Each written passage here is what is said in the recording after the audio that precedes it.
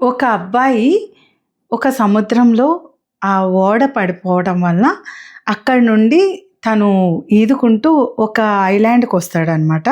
అక్కడ ఏంటి అంటే రాగానే బయటకొస్తాడు చాలా కష్టపడి ఈదుకుంటూ ఒడ్డుకు రాగానే అక్కడ ఒక ఏనుగొచ్చి తన మెడలోని దండ వేస్తుందనమాట.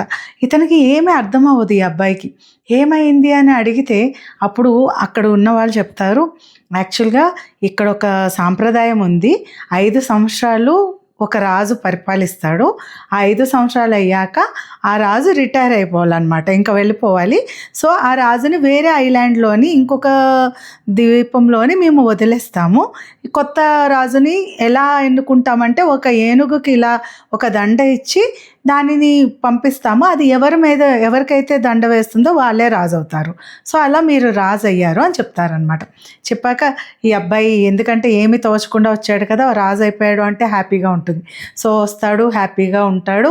చాలా తెలివైన వాడు కూడా అనమాట. సో, అంతా అవుతూ ఉంటుంది. కొన్ని రోజులకి ఆ మంత్రి గారిని అడుగుతారు. ఓకే, నిజమే అండి. కానీ దీనికి ముందు ఉన్న రాజులందరూ ఎక్కడున్నారు? ఏం చేస్తున్నారు అని. అప్పుడు ఆ మంత్రి చెప్తారు, ఈ రాజులందరినీ మేము 5 సంవత్సరాలు అవ్వగానే ఆ రాజుని తీసుకువెళ్ళి ఇంకొక ఐలాండ్‌లో వదిలేస్తాము. అక్కడ అసలు ఒక్క మనిషి కూడా ఉండడు. మొత్తం అంతా కూడా క్రూర మృగాలు ఉంటాయి. సో, అలాంటి దగ్గర వదిలేస్తాము. ఇంక వాళ్ళు చచ్చిపోతారు అని. అప్పుడు ఈ అబ్బాయికి ఐడియా వస్తుంది. ఓకే, 5 సంవత్సరాల తర్వాత నన్ను కూడా ఇలానే వదిలేస్తారనమాట. అప్పుడు నేను ఏం చెయ్యాలి?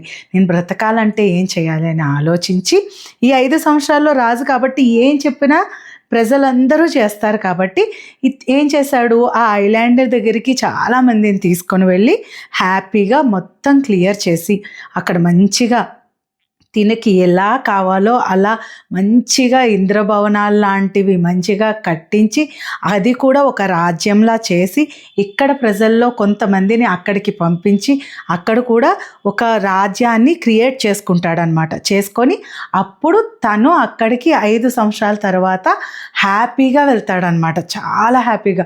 అప్పుడు అందరూ ఆశ్చర్యపోతారు. ఏంటి ముందు రాజులందరూ కూడా చాలా బాధగా వెళ్ళేవారు, ఎందుకంటే చచ్చిపోతారని వాళ్ళకి తెలుసు.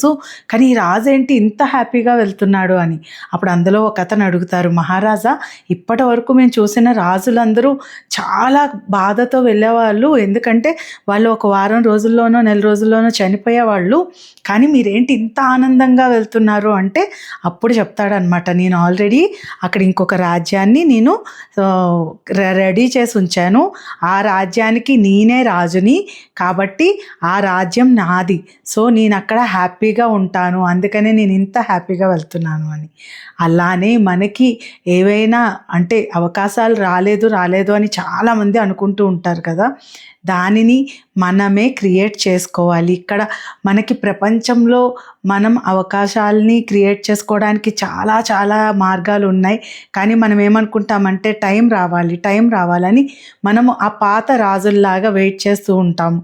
కానీ ఈ కొత్త రాజులాగా ఎప్పుడైతే ఆ టైమును మనమే సృష్టించుకొని ఆ 5 సంవత్సరాల్లో అంటే ఒక గోల్ పెట్టుకున్నాడు, 5 సంవత్సరాల్లో నేను ఈ రాజ్యం లాంటిది అక్కడ కూడా నేను ఒకటి క్రియేట్ చేస్తాను అని దాన్ని చేసి హ్యాపీగా వెళ్ళాడు. అలానే మనం కూడా ఈ రోజు నుండి మనం ఇంత టైం అని పెట్టుకొని ఆ గోల్ని మనం రీచ్ అవ్వగలిగితే డెఫినెట్గా మనం ఏమనుకుంటే అది చేయగలుగుతాం. మీరేమంటారు?